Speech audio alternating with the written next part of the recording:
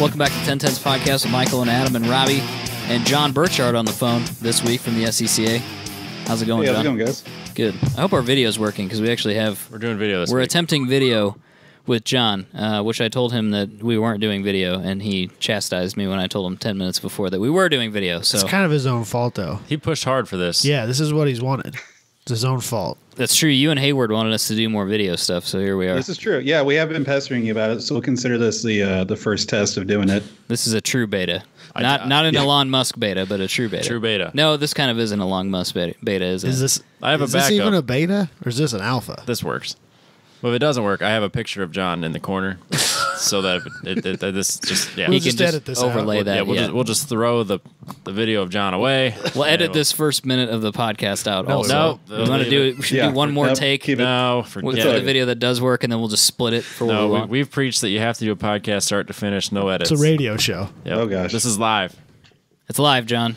Don't be nervous. Great. So we have returned from yet another outrage brought on by this gentleman over here yet again. No. Yes. I've never seen so many people actually angry about the SN95 thing. No, I think people were actually the Mustang angry. thing. Yeah. People were actually what? angry this time. The people who are angry about that can go ahead and be angry about that. John, did you listen I thought to last you were week? referencing the C4.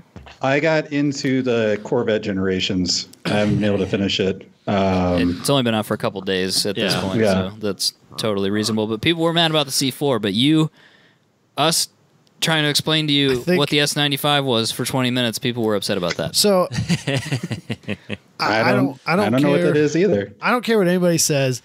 If the SN95 and the new Edge, those are not the same car. I don't give a shit what Ford thinks. They're wrong. The people that made the car are incorrect. Yeah. Just because they look different. That's a completely different car. Different motor, different car. I don't care if it's the same chassis. It's a totally different car. I do agree with him on that. Because the SN95 you could get with a 5-liter. The 4.6 that you hate so much whoa. is a new Edge car. Whoa. You cannot get an SN95 with a 5-liter. I don't think that's true. Do you look up anything about Mustangs? I don't think that's true. I don't care. At all? No, we're talking to John here. Mustangs are last week's problem. They're going to be this week's problem. No, we're talking to John because of that comment. Because of that comment. We're talking to John. It's completely Let's talk about, just over my head. For That's let's all right, talk John. about fun stuff that John does, because that's going to be way more interesting. That's all right. So, John, what's your title exactly with the SCCA? You're some level of marketing manager, aren't you? Yeah. So up until a couple months ago, I was region development manager, but with a shift in my duties and roles, I'm coming to being the events production manager for the organization. So are you focusing on new events or all events? So this is, for us, that would consist of our national championship events, our convention, and our Time Trials National Tour events. There's, we have amazing volunteers and groups of people out there who know how to flag, know how to work right, know how to do timing, know how to do registration, all those other kinds of things. But one of the things that we sometimes miss on is making sure we got all the technology stuff nailed down and making sure that we have somebody who can be held accountable overseeing everything that we're doing when it comes to all of our equipment and how we present all of our social stuff and our things like our winner circles, our participant parties, our announcements, our live streams, things like that. As an attendee of things in general, I like when I know who I can hold accountable when I'm not happy. Yeah. Right? Yeah. It's good. So I guess to go along with that, you were responsible for a national convention, which we were at earlier this year. Was that was the first one that you had done yourself, correct? I mean, obviously you're not doing it by yourself, but that was the first one that you were in charge of. Right. I helped out the year prior, and with our region development department, and before that, when me and my counterpart Rick Myers came from the marketing department, where we help regions. We did a lot of coordinating with all of our volunteer leaders to help get presenters and get people to come attend and help find ways to make it more affordable for our volunteer leaders to make it to the convention. But then the person, Amy Tennis, who was running it, she moved into our membership department and became the director of that department. So it really didn't make sense at all for her to continue doing it. And she was, prior to that, the executive assistant. So she, it really just didn't make sense for even that position to be holding that duty, because it's a lot to deal with. And she already had a ton of things to mess around with. And she did a really amazing job, however many years that she'd been doing it before. But then when the opportunity arose, region development said, hey, we want this. Our department wants to have our championship event, the equivalent of road racing have the runoffs, the solo department having solo nationals. So when you step into that role to organize that event, I guess what are the challenges that you have to deal with? One of the things that we talked about was kind of your median age for the event, but also how do you get people to want to attend that? Because you obviously voluntarily have to want to go and give up your time and then also give up your funds. How do you deal with some of these challenges? Because there's some pretty major ones to try to get 400 or 500 people to show up to Las Vegas. Yeah, there definitely is. A big part of it is making sure that we're providing quality content, and that we're getting good presenters. We have a solid schedule. That the price tag is, last year was $275, but that included multiple meals, drinks. There was 2 different evenings that we had open bars. So we try to say, hey, it's this much coming up, but you're not going to have to spend money on all these other things. Sure. And then we also have some different attendee assistance programs. So one of them is our a sender program. So if like a region sends 3 volunteer leaders, they get a 4th one for free. And it's meant to bring newer leaders from their areas to come in. We ask the divisions and the regions to help chip in for them to travel. And we also have a pioneers program. So if a region hasn't sent anybody for over 3 years, we'll give them a free entry just to get a representative from the region to come, check out the convention, see that it's actually worth attending, so that they would go back and tell their the other leaders from that region, hey, you guys definitely do need to come to this. It's worth it. It's definitely worth it. So how do you get past the challenge of creating the content as well? Because obviously there's a lot of great people that can put together content, but how do you manage the curriculum of that? How do you put together a list of events for the day that are appealing to people that they're going to want to go to? Right. So the convention content is a part of what we call our Leadership Academy. And the dean of the Leadership Academy is Jeff Luckritz, who is a volunteer from Michigan. And his regular profession is being a professor. I want to say. Okay. Was that he's a teacher, he's a professor, or you just don't know? Is he the guy who we met with as all the presenters? Yep. The very first, right away in the morning, the very first day. Yeah. Okay. Yeah. So that's gonna be Jeff. I can't remember what he said. What he did. Yeah, it was like a lecturer, professor. teacher, something professor, like something, some level of that. Yeah.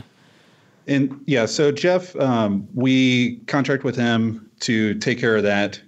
So he's the one who actively seeks and finds all of our presenters and creates a curriculum path of multiple series. So like if you're interested in being a steward, there's a whole series of things to do. If you're interested in being a rally safety steward, there's a whole line of things to do for that and so on.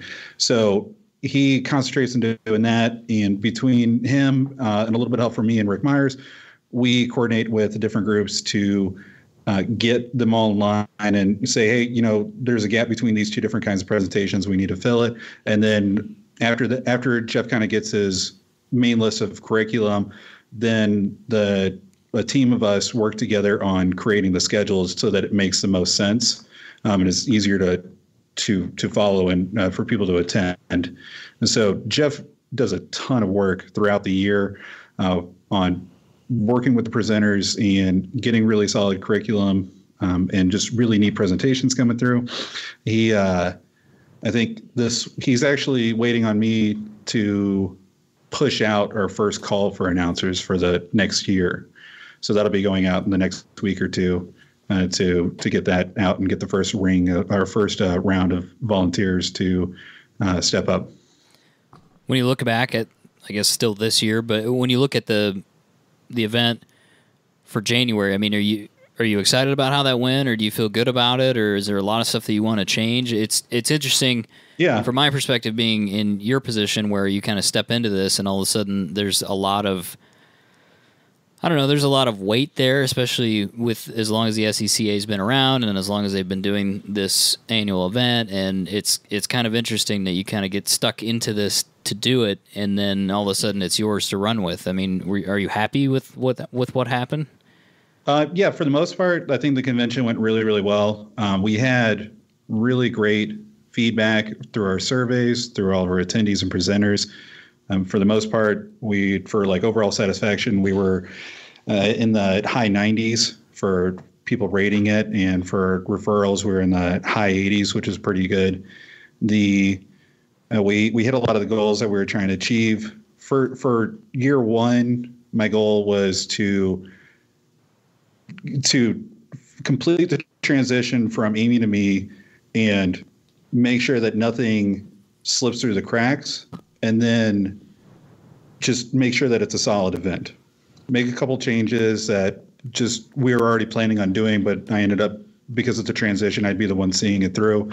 And then after that, there's a kind of a continuous vision of year 2 and 3 of where the convention is going to be going and what we're trying to achieve with that. So year 1 was really just, hey, let's make sure we survive, we don't screw things up, make sure it's solid, and then have a great foundation to move forward. And I really feel like we achieved that. Yeah, that's really exciting. I think if people are questioning attending that, I mean, would you be open to talking to some people if they're from different regions and they want to get more involved in that after they've heard you talk about it and us talk about it this year? Oh yeah, okay. Absolutely. They can, if they have any questions about the convention, they can go to scca.com/convention. And if they want to email us, they just email at convention@scca.com, and they can ask us anything about the convention. Look for, if they're looking to volunteer or do a presentation, they think that there's something really interesting that is worth talking about, then we definitely want to hear from them. Sweet. Perfect. Okay, kind of that stuff out of the way, the past stuff. What stuff are you really excited about? Well, I think John should get his fair shake on the convention, because it was. I think he did a really nice job, and we appreciate being invited. There were a couple of people that had reached out to me when we announced that we were going, who had been there in the past, that are around our age category, and we're kind of like, it's a good time, but like, be ready for that Hall of Fame because it's going to be a snooze fest. And like, no, it was good. I thoroughly enjoyed the whole thing. That was probably our greatest change from previous years. Okay. Maybe I didn't know if the Hall of Fame's like, I think 10 years old or so. From when it was originally created. So when there was already a set of awards that was presented as like the big awards for the convention, and then we added the Hall of Fame. So when you have these other big awards, the thought was, well, we can't make these seem like they're smaller, because one of the awards is like the President's Cup. That's a big deal. Yeah, absolutely. But what we did is and because we have all these different programs, all these big awards, the night turns into this 3.5-hour ordeal. And to me, from observing and being a part of it this was my 4th convention. Prior to that, my big takeaway was, look, I think it's really great that we recognize all those people, but once we're halfway through, everybody's so burnt out that we're not really doing everybody else who's being presented something. We're not really giving them a great crowd. Right. So we worked with all the different departments and pulled out several of the awards and created an awards luncheon and a couple other award sessions so that we could actually dedicate more time to those individuals. So then when we got to the Hall of Fame, it was a couple of awards, and then it was the Hall of Fame inductions. And the other thing was shifting away from a served dinner to like more of a buffet style. And that was definitely not like some people thought that was like a financial decision because we're trying to make it cheaper, but really the buffet cost us more. But what we gained from it was that more of our participants enjoyed the evening because it didn't go on for 3.5 hours or 4 hours. It was, I think, 2 hours, just over 2, which allowed people to actually get out at a decent time and go enjoy their evening and actually talk with the inductees afterwards. I think the Hall of Fame ceremony was probably my favorite part of the weekend. Cool. So just like being in the room with some of those people, like Dorothy Schrader was there. Like that's a name I know, you know? Right. Like that was a big deal. There were multiples of those guys. I mean, obviously it's the Hall of Fame for, the largest motorsports body in the world. So of course they're going to be big names, but like some of them were there, like sitting 2 tables in front of us, and it was just such a cool experience. Yeah, you just walk up to and introduce yourself. Yeah. Like it's no big deal. I mean, we didn't. But we could have. But we could. We could have. Oh, yeah, absolutely. And the Hall of Fame is just as accessible. People are just as accessible there as it would be at any other event. Most of the inductees have been lifelong members. So they want to hang out and talk and be a part of the membership at these things. I think in general, when you get somebody who has held to that standard, like has raced in Formula One and raced in the glory days of Can-Am and INSAM and stuff like that, it's like you just assume that person's on a different level when they're just he's just another dude, Yep. And I think you kind of forget that. So, but I really enjoyed the whole thing there. Good. So glad to hear. And it was great having you guys come and do a live recording. I thought that was really fun. And there was a lot of people that said that they thought it was a great idea and that they enjoyed it. Everybody in the office thought it was really cool. I think we all already have ideas of what we would like to do different with it next year. So okay, cool, awesome. I think we were a little deer in the headlights because none of us had been, so we didn't know what what to do or what to prepare for, what to expect, but I think now we've got a lot better grasp. And it was such a huge crowd. Such a massive crowd. Robbie was nervous. Full of people. 5,000 people or something. Well, so there was all the lights. It was very blinding. It was priming Robbie for his new career path as a keynote speaker at engineering conventions. Oh, yeah, great. So it's good. It's changed your life for the better, Robbie. Well, yeah, it has. It's only up from here. We've talked about this. It can only get better. It's literally only downhill from here. That was what the title of the podcast was. That doesn't mean we were right. Yeah. We're always right. Your life is getting better as a result of this and the relationship with John and Hayward. And you see what I'm saying? It's getting better. That is true. That is true. Yeah, it's all looking up from here, Robbie. It's just going to get better and better. Yes. So, but yeah, no, that too, we appreciate being invited, so that was awesome too. Well, yeah. So anyway, I just kind of wanted to rehash a little bit of that since you were the organizer, but I wanted to talk about what's on your calendar for this year, and we could talk about what you're doing in a professional capacity, and then what you're the series that I guess you and Robbie, because you're in mid div with Robbie, aren't you? He's not registered for St. Louis, I'll tell you that. No, I'm not. I am not gonna. I will be in a different part of the country. Dang it. Let's talk about the stuff you're doing in official capacity for the SCCA first, and then we'll talk about the mid div stuff because that's kind of fun and surprising, I think, for some people. But let's talk about the SCCA stuff first. Absolutely. So the SCCA is launching a new Time Trials Nationals tour. On top of essentially rebooting the time trials program that SCCA does. So part of that is just like we do with road racing, rallycross, autocross. We have these tours that go around the country. And so we're doing the same thing with time trials. And part of it is that when we do these tours, there's a much greater national staff presence because the idea is that these events are kind of supposed to be at a little bit higher level than what the region might be able to deliver. And part of that is bringing in professional staff, bringing in volunteers that they normally wouldn't be able to get, and bringing in a higher level equipment and abilities to deliver a greater product. So what we're doing is we're doing I want to say it's a 8-stop tour. I should know this by now, but my schedule's all over the place. Let me check real quick. So while you're looking that up, I might ask a question. When you do that with a region, like say you're going to do it with DMVR, which you couldn't because there's not really any place for you to do it unless you did it in Newton or something. But yeah, that's a whole other conversation. Yeah, we could have that conversation. If you want to. But anyway, so when you guys decide you're going to support an event like that, is that just something that you guys just say, hey, if this, does the region have the event set up already, and then you guys kind of come in and say, hey, we'd like to boost this up and do this, or do you guys suggest, hey, we want to have this event here, can we get your region's help in setting this up? With the Time Trials Nationals Tour, it was more of first kind of finding a geographical mix that would make sense, and a group of regions that were enthusiastic about the new program and wanted to be a part of it, and going to them and saying, hey, we want to do an event in your area. Would you be interested in doing that?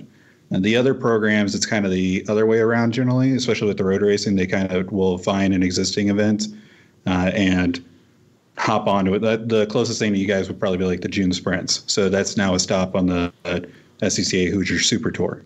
Okay. But it's still also the June sprints. Gotcha. Fair enough. You were looking up your calendar there. What'd you find? Yeah, we have the 8 stops that we're doing. What's the first one? So the first one we're going to be doing is actually 2 weekends from now, which is going to be Thunder Hill Raceway. Okay. And 2 weekends after that will be Pittsburgh International Raceway, or Race Complex, I should say. So we're kind of going from one coast to the other. We're going to be doing a little resupply in between. Thunder Hill is going to be a really great weekend because we're running on the West Course, and on the other course, SCCA Pro Racing is running Trans Am. Ooh, so that's cool. That's awesome. Yeah, so like no matter what kind of like cars or whatever kind of motorsports you like, if you come out to Thunder Hill that weekend, April 13th, 14th, it's going to be awesome. Trans Am is one of those race series that I don't think is it's not as appreciated as it should be. Right. It's definitely cooler than people think it is. It's really long running and has a really amazing history, and the cars are just incredible. The biggest impression they made on me was, if I remember correctly, I was at Sebring, and there was a pretty decent GT1 field there, and I happened to be down in Grid taking photographs, and they get the 5-minute warning, and then all the motors started up. And, these are all some seriously hopped up big bore motors with 4-inch exhaust pipes coming through the body work and stuff like that, and just pulsating all over you. And the ground everywhere is just rumbling. It's just a really cool thing to be a part of. What's the event that you guys are at locally? You're going to be at Topeka. Is that in June? Yes. Is it that one? So June 22nd, 23rd, we'll be doing a Time Trials National Tour there. Okay. And that's the one that we plan on being at, Robbie, for sure, because that's a mid-dev event. Yep. I'll be in tandem. Yeah, in tandem. Yeah, so we're running the Time Trials National format, but we're letting divisional drivers run their classes from the Midwest division, because when we were doing this whole reboot, mid-div was already in progress of establishing a new program and doing a set of classes. So we really didn't want to just, and our rule everywhere is like, hey, your division, region, if they have a set of classes that works, cool. This is a set of classes we're going to use at the national level, but we totally want to work with you and accommodate you guys. So we're essentially running the national tour format, but all the division classes will just run mixed in with everybody else.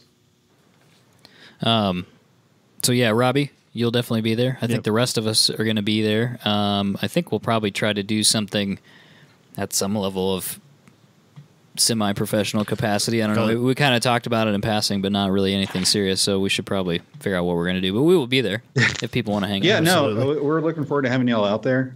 We think that that'd be a really good opportunity to do some more work with y'all and give you the opportunity to kind of mess around with doing maybe some live stuff or doing some more video stuff.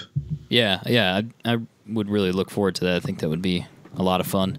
I think especially for Adam. Adam, you kind of really geek out on that type of stuff. You see things that you find really interesting that you could kind of give your commentary on. So I think that'll be really good. So, is there anything else on that calendar? I mean, obviously everything on that calendar is great. I don't want to discriminate against any events, but is there anything, John, that you're really excited about? If anybody's interested about the calendar and seeing everywhere that we're going to be going, you can go to timetrials.scca.com. And at the top, you just click on events and then the national tour link, and it'll take you to the entire calendar. But we're going to some pretty cool tracks. Like I said, we're going to be at Thunder Hill in Pittsburgh. We're going to be at Carolina Motorsports Park. We're going to be at Portland International Raceway, High Plains Raceway, Heartland Motorsports Park, Thompson Speedway Motorsports Park, Gingerbread Raceway, and then the Time Trials Nationals will be at the National Corvette Museum Motorsports Park in Bowling Green, Kentucky. And that is a really cool track. I'm pretty excited about that. Are you planning on running it? Yeah. Awesome, Robbie. Good for you. I've already, in my head, I got I'm taking Wednesday, Thursday, Friday off, and the following Monday. So I'm going to go down and do touristy shit and check out the Corvette Museum and stuff. Robbie. They don't do. I looked. They don't. I want to go with you. They don't do factory tours right now. Oh, but if they do, back in September, then I'll go. We're pressed. We can make something happen. Ooh, right? yeah. There we go. Even if you don't come, I'll still try that. I want to go. So I gotta buy another set of tires for that. So I got a whole other set of tires. Yeah, because I gotta have You're moving up in the world. Professional racer Robbie. I have to have 200 treadwears for that class. Oh, you do? Yes. Oh, okay. Fair enough. Fair enough. Yep. Yeah, we push the anything below a 200 treadwear into our unlimited classes. I don't want and to that's do that. It's just getting blown up. But there's so I ran my Versa on Hoosier R7s in the unlimited class. Your Versa. And we're gonna get to your Versa. You just hold on to that Versa for a second, John. We'll get right back to that. Right. But so the big thing about the tour that is, I think, really kind of important is the kind of impact and the type of event that we're trying to put on. And the way that I kind of see it and the way that I kind of talk about in the office sometimes is really frank, in that when you consider track events and like time trials events, for the most part, when you look at it at a super boiled down viewpoint, everybody's kind of the same. They kind of all offer the same thing. They offer you X amount of track time for X amount of dollars. Yeah. And when you talk to a lot of people, that's the first thing that they go to. How much does it cost? How many sessions do I get?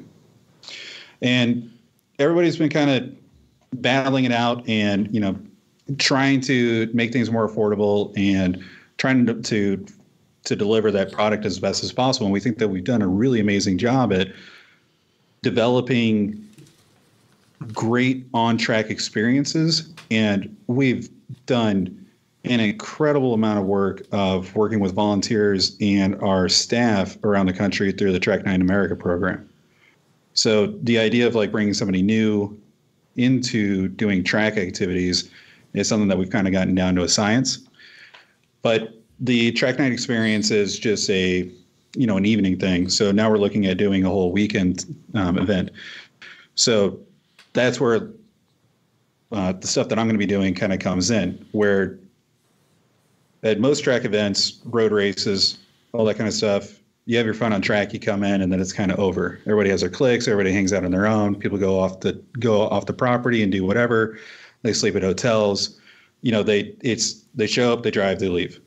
And what we're pushing for is an environment that encourages people to want to stay the entire time. So when they are finished with their run, with their session, they're looking forward to getting out of the car because they know they're going to continue having fun and they're going to continue having a good time. So part of that is just entertainment, food, good music, and just doing a lot of extra work on our face-to-face experiences with all of our participants. Maybe you can expand on this a little bit. You started to touch on it, but you being in marketing, and maybe you don't touch this directly all the time, but when you look at your calendar and the events that you have on it for the whole SCCA, what do you see for challenges for growth and new engagement, and sometimes just keeping the people that are engaged now engaged in the future? So with the SCCA as a whole, or what we're doing with the time trials? Time trials is kind of new. I mean, you can choose either one if you want to talk about time trials or you want to talk about just some of the things that you face as an organization. Yeah. So making sure, with us being such a large organization with over 100 regions, including Alaska, Puerto Rico, for a little while we had a Guam region, Hawaii. It's something that we had with that, not just us in the national office, but even like all of our regions, we have to make sure that we talk to each other and make sure that we don't step on top of each other and put two events back to back or on the same weekend that are really close to each other.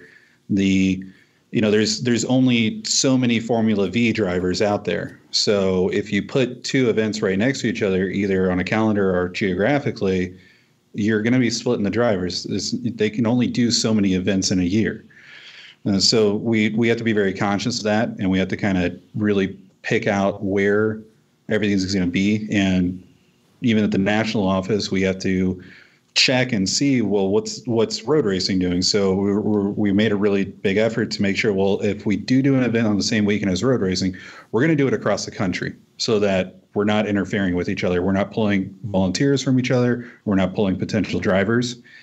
The time trials part, a big part of it is that we really, really love our existing members and people who are already well experienced in motorsports and coming from organizations. But the big thing that we're trying to target is people who don't already have a motorsports home. And so we have to kind of be more conscious of things that aren't normal track events going on in areas. So if we know that there's like some crazy big car show going on in the area, that might not be a weekend that we want to go for, because those are people that we're trying to get out there.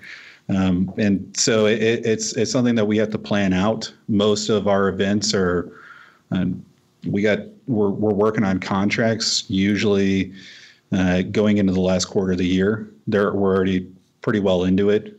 Our track night staff, they do a really good job of getting everything figured out well before the year even starts. And so it's definitely something that takes a serious amount of work amongst, I would say, at least half a dozen staff members for a good part of the year to make sure that all these events get set up correctly and well. Yeah, I didn't mean to pull you off topic, but we've talked a couple times about the age of engagement with people in the SCCA, and we've talked to Hayward about it too, and in the hopes that the time trials will kind of bring some of that age down, because there's less barriers to entry to the time trials program than there are some other programs within the SCCA, but it also gives people a place to go if they've decided that they don't want to continue autocross, or autocross is not the only thing that they want to do, or they want to change what they're doing with their car a little bit. And it also kind of gives a spot for people to go to if they're like, yeah, I really want to get engaged in track driving, but this is still brand new to me. Right. So I think it creates a really nice stepping stone for a lot of people. And I don't know if you're seeing the age of people who are registering being lower than some other programs, or if that's not necessarily a correlation with the time trials program. I would say that for right now, we could. I don't know any. I haven't looked at that really, and that's one of the things that I regularly do is I do try to do participation analysis and give regions real information on, like, hey, this is the real assessment of what your participation is. Here's a gap that you might want to fill or pursue, or here's an area that you're doing exceptionally well at. And to me, where we're at so far with our it's not pilot events, and can't remember the exact term that the team was using, but our test events last year in Time Trials Nationals, it's a little hard we don't have enough events to really give a solid analysis. But I would say that there's a really interesting mix of people who have been in the club for a very long time, who long existing like road racers and stuff like that, who see just a really neat thing going on and they just want to be a part of it because it just sounds cool, which is really neat to see when you see like seasoned veteran like road racers who've been to like 20 runoffs and stuff like that, who come in and they're like wide-eyed and they're excited. If they had a tail, it'd be wagging 900 miles an hour. but we do tend to see younger participants showing up to time trials, and especially Track Night America, because the ease of accessibility is one of the big things that we're really, really pushing. And, the NC Miata, the BRZ, FRS, cars like that are something that a lot of people in their mid-20s or early 20s, that's a very accessible car. And you really don't have to do anything to take that car on track. And so these programs kind of help facilitate that. And so it helps us bring those people in. Yeah, absolutely. Anything else on this calendar you want to touch on specifically before we move on?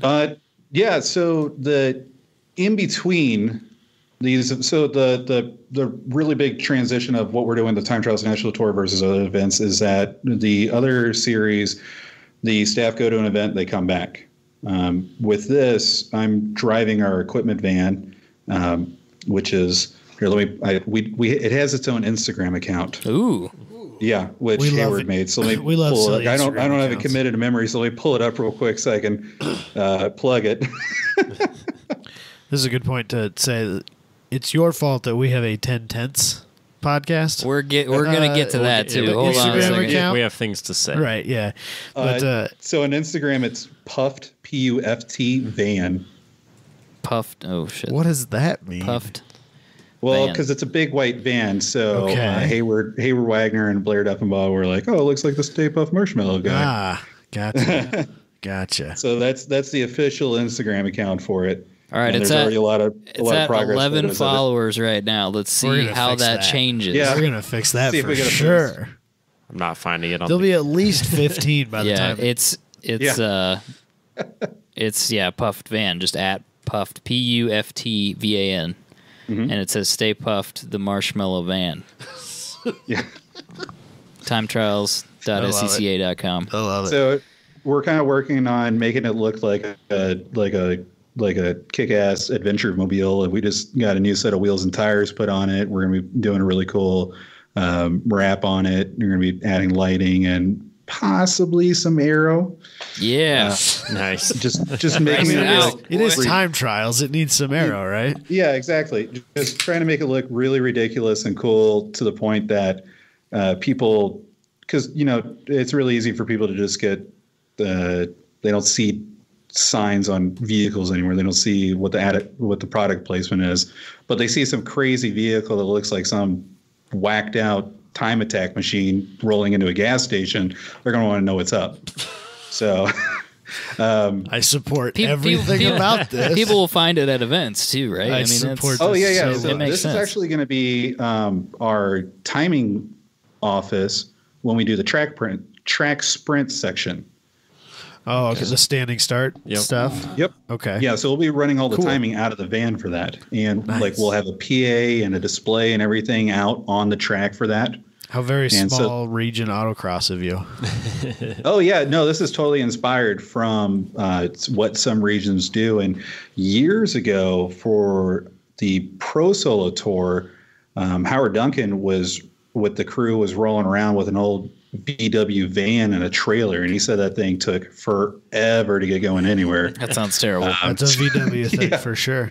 So that was their timing trailer years ago, doing it like that. But I'm driving this van to all the events, and instead of just driving to the event and coming back, what I'm trying to do is work with regions to either show up and support them, or offer training, or just go hang out with them, or go to car shows and preach the gospel of SCCA and fun with cars.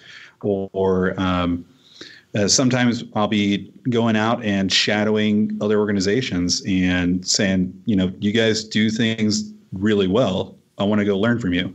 One of those opportunities is I'll be going to Gingerman the weekend between the Carolina Motorsports Park event, and 2 weekends later I have to be in Portland. And it just so happens that, is it the Grid Life Midwest Festival? Yep. Is going on the weekend in between. So why go to Topeka and then leave for Portland 2 days later? Instead, I just go to Michigan You can hang out with us. He is going to hang out with exactly. us. We've talked. Yeah. Excellent. Yeah. We've been planning on doing an event in the event because I have an event mobile, right? Right. And he absolutely. has timing equipment. I like where this is going already. I don't know wasn't what it's aware going of to be this, yet. I'm but just I'm saying, into it. I'm just saying there's a van with some timing equipment and it will not be being used. Oh, it will That's all I'm saying. It will Yeah, be. It's being available. used. It's available. Well, and that's the other thing too. So like, if there's regions that like Spire, check out our calendar. Like, hey, maybe the vehicle is going to be coming through on this time period. I am more than happy to come and support an event. If you guys want to test out some of the latest timing equipment, some of the latest live audio equipment, PA equipment, we're more than happy to help facilitate that and bring that to you guys. And give you an opportunity to test something out in your backyard without having to spend any money. Or if you just want me to show up with our giant grill and just make hot dogs and hamburgers for everybody, He does I have that. no problem doing See, that. this is the flip side of this. Is he's going to have all this camping shit that you want to, Oh, it's even better. Yes. Okay, I'm into this already. coolers and grills and all that stuff. Let's pretend for a second that I am a person who listens to this show and is in some way affiliated with my region. How do I get a hold of you for that? Because that seems like something that at least one person will definitely do. Yeah, absolutely. So if you wanted to reach me directly, you can reach me at jburchardt@scca.com, and that is B as in boy, URCHARDT. It's probably good that you spell it because there's a real possibility never would've that got that Michael right. will misspell it in the title. Whoa, not somebody's name. No, he That's fair. mispronounce it. I'll that's- mispronounce it. I'm you're not going to right. misspell You're right. it. That's fair. Rude. So he's This is the guy that doesn't know about Mustangs. You know what I'm Yeah, saying? you know what I'm saying? He's throwing shit at me about spelling John's name right. There's a D and a T in there together. so he's on tour all summer. He's Yes. the SCCA equivalent of the Oscar Mayer Wienermobile with his I like SCCA it. van. We're the Oscar Mayer StayPuft Marshmellow mobile. Is there any vehicle that brings you more joy when you see it? The Oscar Mayer mobile. Yeah. This SCCA van. It might. That's And the it- only one. It might. In another life, I would be the Wienermobile driver. So this kind of makes sense.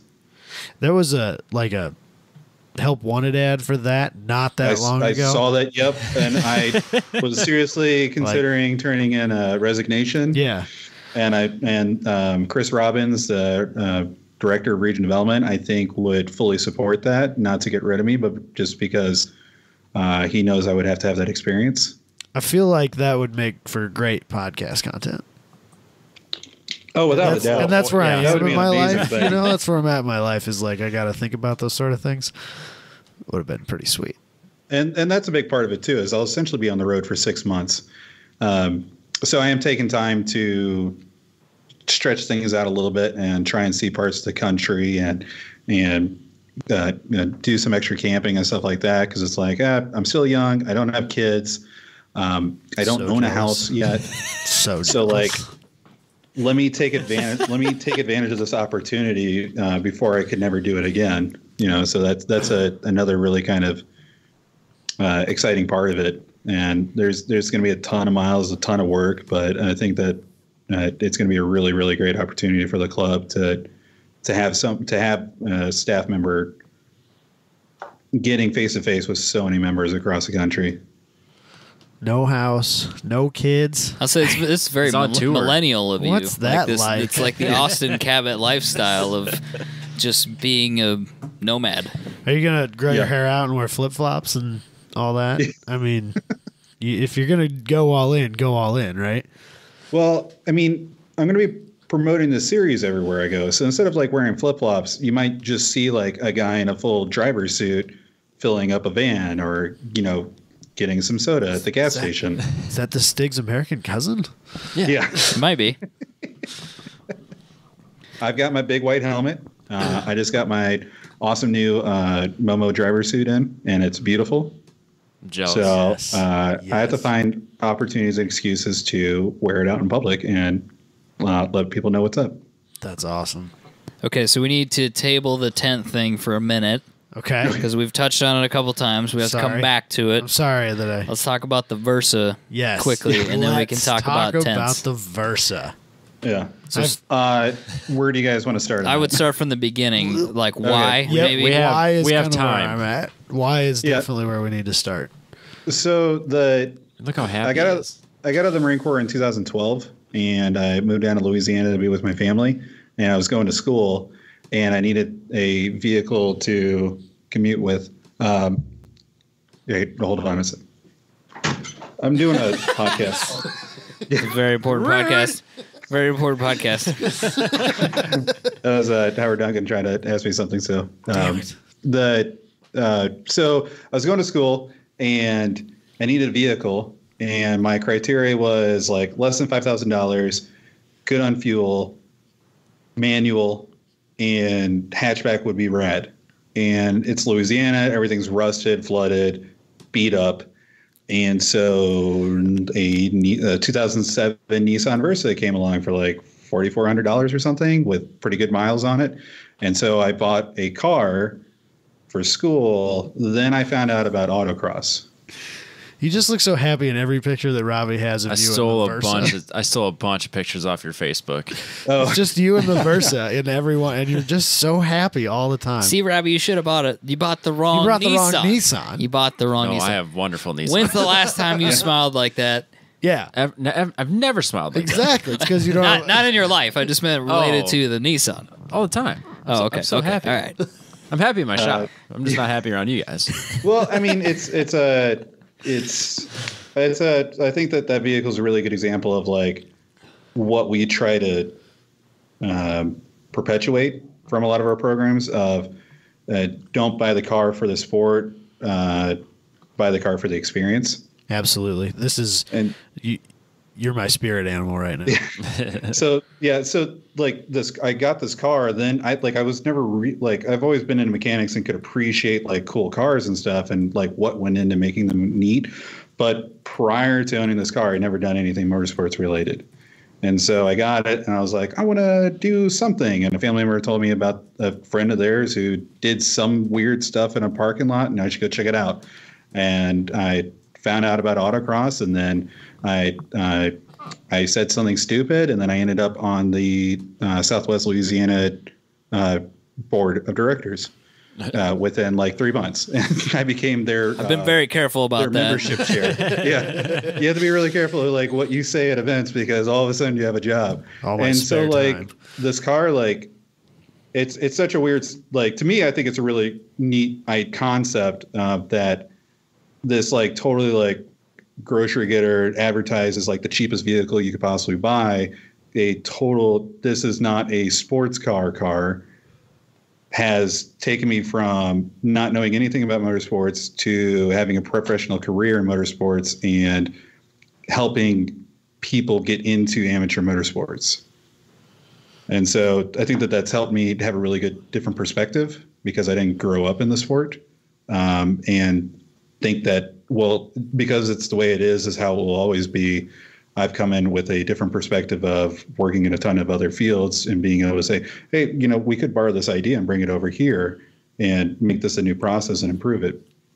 But getting back to the Versa, that it's just every year it just kept going more and more. So like the first full season of autocross, I was like, I'm going to try to get a season championship, and I got the region street touring compact season championship. And so that was the last year that they were doing STC before they wrapped it in STS. Yeah.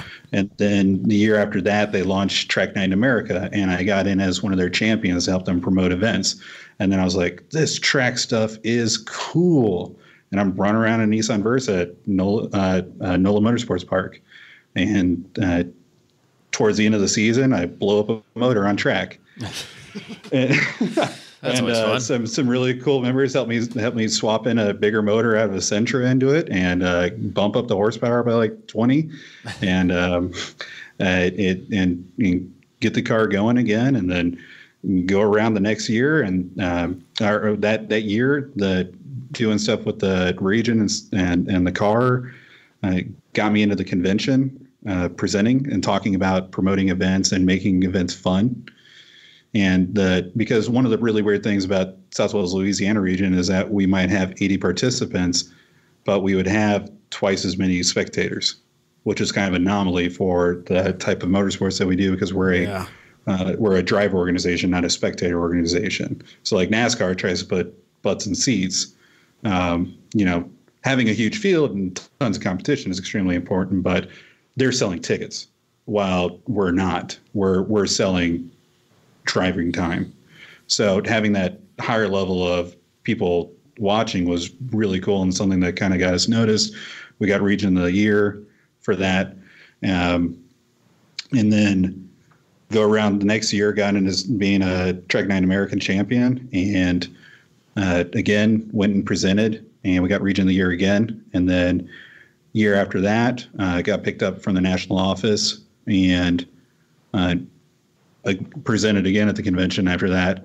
But the year after that, the big thing that I did with the Versa was when we were planning the following Track 9 America season, I got this really dumb idea in my head, and I went to Jenny in our office who does the contracts with all the tracks, and asked her for like maybe kind of like an early preview of what the calendar was going to look like for everything. And I just kind of had this crazy idea of like, how many events could you chain together into just one big event? Just like kind of a sick curiosity, because I'm totally okay with the idea of driving from Louisiana to Tennessee to go to Deals Gap. That all that seat time is okay, or all that driving time is okay for that experience.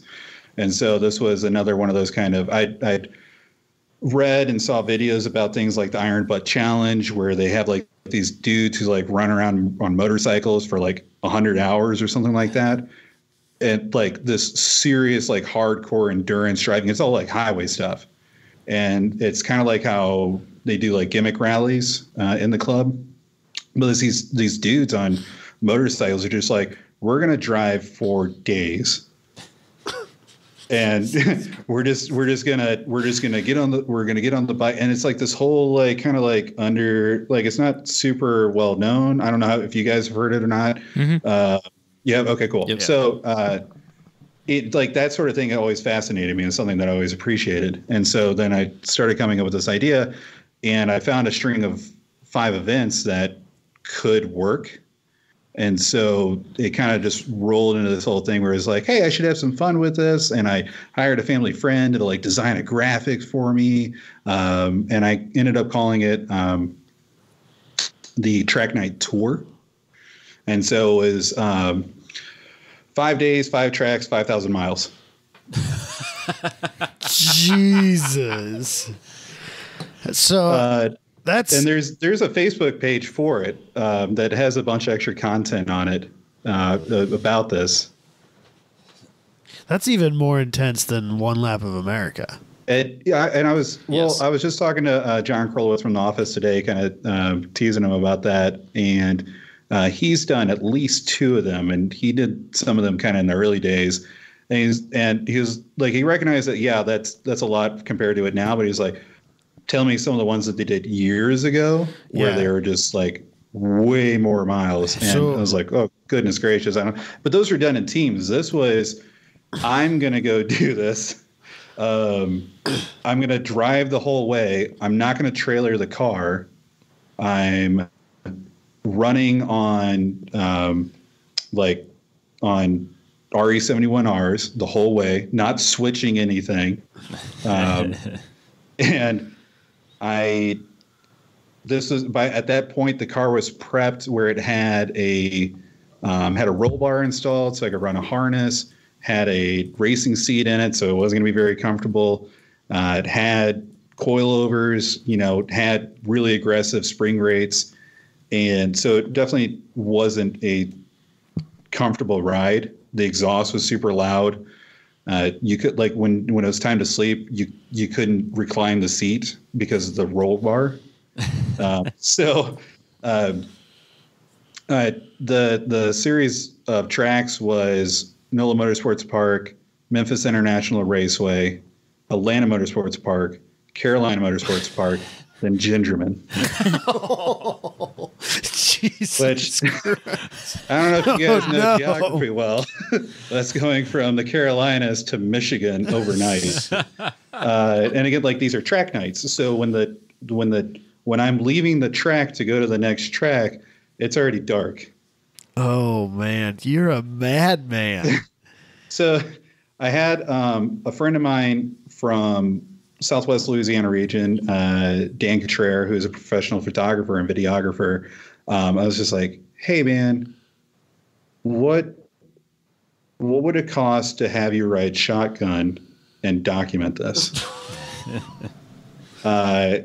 And he's like, and I explained the whole idea to him, and he's like, you're asking me to like step away from like a week of work during like wedding season, like this is, but he's like, I really love the idea.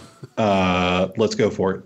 And so, we figured out a deal that would kind of cover him, and like I paid out of pocket to have him come out. And like he's a friend of mine. Like it was great having the company.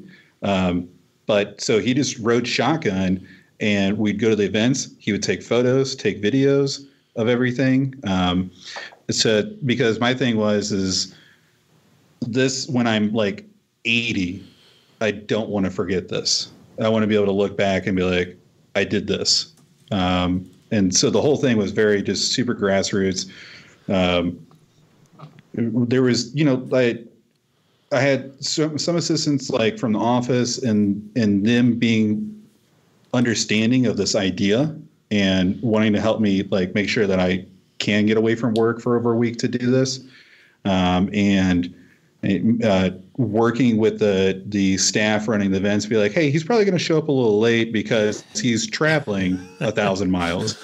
Let's work with him and stuff like that. And the 2 weeks prior to leaving,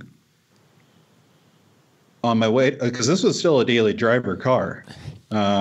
2 weeks prior to leaving, I'm on my way to work, and the second motor that I had in there blows up.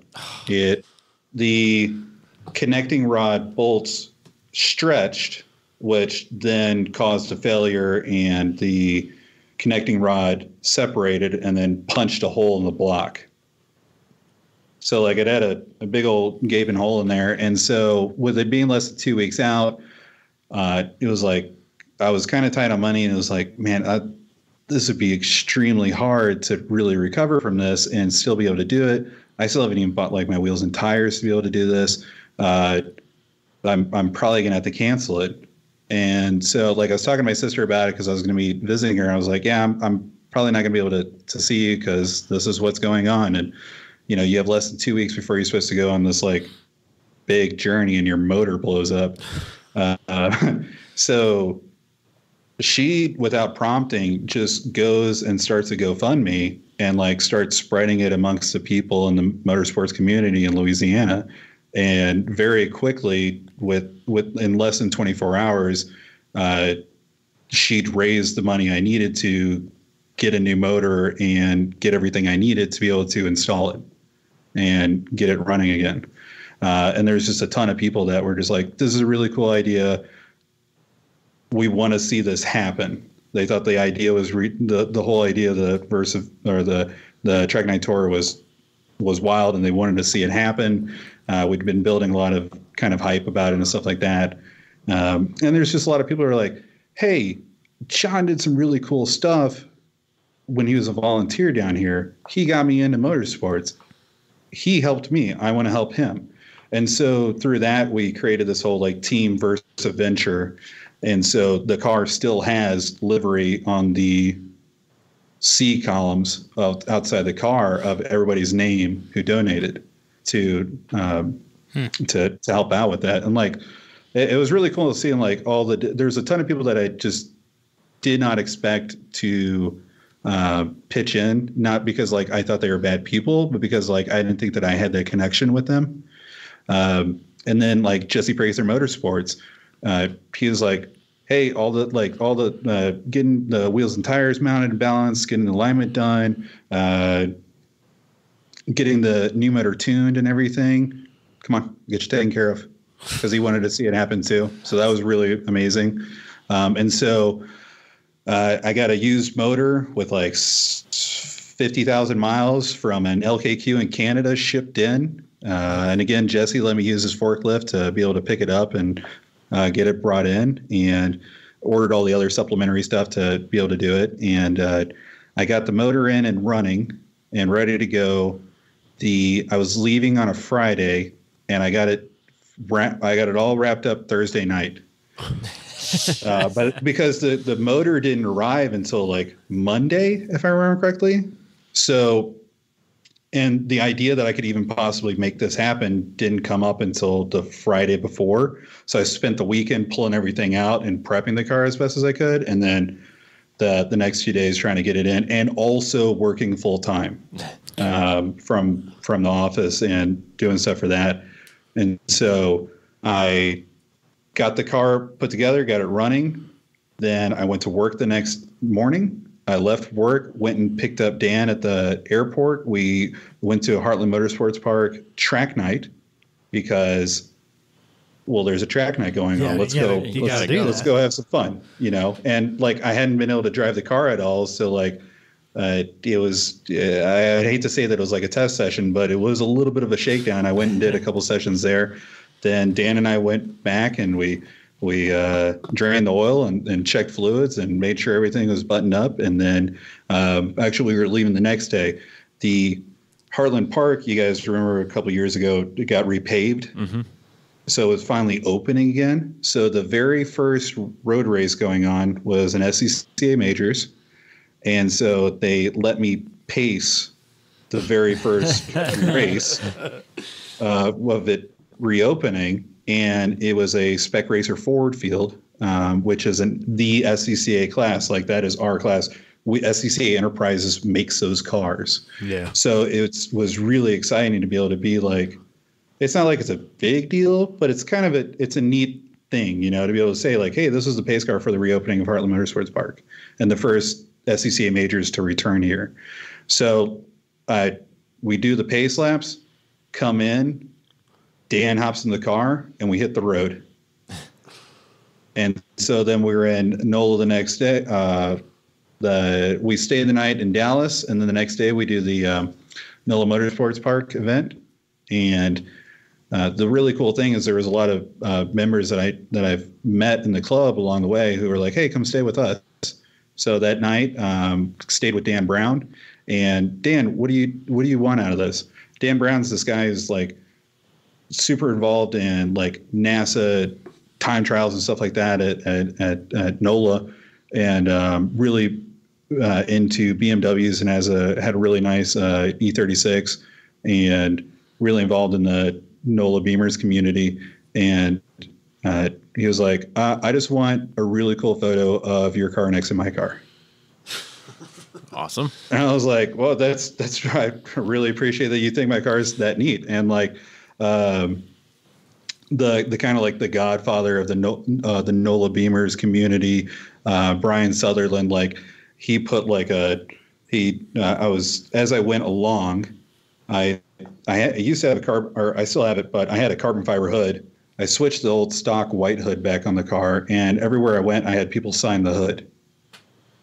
So like Brian Sutherland, like he puts this like really cool like BMW like emblem that he draws on there, and like it was like an honorary Beamer for the day with that community. So then we stayed with Dan that night, and next day we're heading to Memphis and run there, and stayed with Mike and Bobby West, and then we went out to Atlanta Motorsports Park and stayed with a cousin of mine, then headed over to Gingerman. And afterwards, my roommate and one of my best friends from the Marine Corps, he had just had a daughter. So we did the Gingerman event, and the Carolina Motorsports Park event, we did that. And instead of going straight to Gingerman, because it's like a 13 or 14 hour drive and it's already like 8 p.m. I went and visited them, and got to meet her, because that was really important, and hung out with them for a couple hours. And then we hit the road again, and we get up through the mountains of Virginia, and it's like 3 or 4 o'clock, and I'm like, I gotta stop, I gotta rest a little bit. So like we pull into a rest stop, I didn't even get out of the car, just knocked out. And I set instead of setting like an alarm on my car or on my phone, I made the mistake of setting a timer. Oh, because I was like, I'm going to sleep for like an hour and then we're going to go again. And then I ended up like, we woke up at like 5 or 6. Oh, wow. And and Dan like woke up right before I woke up. And so he's like, all you did was wake up, look at your phone, look at Google Maps, laugh, and then we were on the road. Because when I pulled it up, it said that I would be there exactly when the driver's meeting would start if we left right then. Jeez. And so like we still had like I think it was like 12 hours to go, 12, 13 hours. And we just plugged along and we, no joke, like pulled up to Gingerman and like got into our spot right as the driver's meeting was starting and got to do the Gingerman event and then went home the next day. And so it ended up actually being 5,500 miles and it ended up being 6 track nights. But it was like it just crazy, with everything said, it was, 7 days of just like driving and just having an amazing time, meeting tons of people, doing a bunch of tracks I've never been to. And I got to say, like those RE71Rs, they held up super well. I was really, really impressed with like how well they did with like how many miles we were cranking on it, doing at least, like doing 3 sessions at every track. And just, I had a couple offs and, them just getting beat up really good. And they did really, really well. So you didn't just like do a lap and hit the road. You ran multiple full sessions. I did. I was doing all 20 minutes of all 3 sessions of every one of them. Because this was an experience. This wasn't a check the box type of thing. No. I was like, I want to go have fun with all these tracks, So yeah, it was definitely not like, oh yeah, we ran a lap, so that counts. Let's go. It was, I'm going to go do the event. That's crazy. That's an incredible story, John. I didn't know that. Or I didn't know the whole thing. I kind of knew a little bit of it. But so I think we're getting a little long here, but there's one thing we got to talk about if we have John on before we let him go. We got 2 things we got to talk about before we let John go. We got 2 more things yet? Yes. He's got. Because we got to talk about Lake Garnett. Okay. Oh. Because why don't we bring John on later and talk about Lake Garnett? Okay. We got till October. Okay. Yeah. That's fine. I'm good with that. Let's do that. I'm good with that. You can come back in a little bit. We'll talk about that when we get a little closer to that. Because Michael needs some guiding words for prep, so that'll be good. Okay. What was the other thing? What's the other thing? What's the other thing? We've been. Oh shit, my God. son! What? Shit, Bro. son! Captain I Preparation. forgot already. All right. So, what started the 10 tenths with no H joke? What started that? It's the picture. It's the picture of It was you at the pizza party. Yeah. Oh, I thought it was. No, it was before. I thought it was from the Avalanche because I wanted a tent on the back of the Avalanche. But it started at the pizza party. Yeah. At PRI. India and I were joking around during the pizza party, and one of us was like, 10 tenths, 10 tenths, 10 tenths. And it was like, hey, India, what if there's a 10 tenths podcast? And like, she thought it was funny. So then that means that I'm allowed to like ask somebody else about it. Cause like if it passes her test, and we're good. And so just like kind of it's good to have that from person. there, just to kind of like goof around and like, just goof off with you guys and tease you a bit. And I'm always a fan of just, doing silly things for the sake of doing them. So the idea of like, and you guys beat me to it by creating a 10 tenths Instagram account so that I couldn't do that because that was my next step. But I don't know if I can even open it because I have a new phone now, so I have to figure out how to crack back into it. Fun fact, it's also a website now. Oh, It redirects to our homepage. Oh, does it? He was nice enough to do that for us? Yeah, he gifted it to us. Aw, but isn't it's that a sweet? it's a website. So that's wait, you had to actually get it from someone? So a friend of ours who also does another podcast, he has a URL problem. And it's kind of a running joke on their show, buying stupid URLs. And one of them that he bought was 10tenthspodcast.com. and then he gifted it to us, and it'll be gone in a year from the date it was purchased. But yeah, I think it was like a $5 URL or whatever it was. So he bought it, and just as like a haha, now you can't have it, and then ultimately ended up redirecting it to our homepage. So yeah, I just pulled it up and saw that. That's pretty funny though. I love it. So anyway, we've been talking about this joke for like 4 months now. And yeah, one of the jokes was like, "Hey, you guys should," because it was like, "You're gonna come do like our convention. You should like come to other events, and then you should like host the 10 tent paddock party, and you should just have 10 tents, just make a circle of tents, yeah." And then that's where it went. That's the joke. That's the whole joke. Yeah. So you and India just took it on yourselves to record the first 10 Tents podcast. And India is one of your PR managers, correct? That's her title. She's our partner relations manager, yeah. Okay. She does a really good job of it, of making really good new contacts and sustaining and making our relationships with them really great.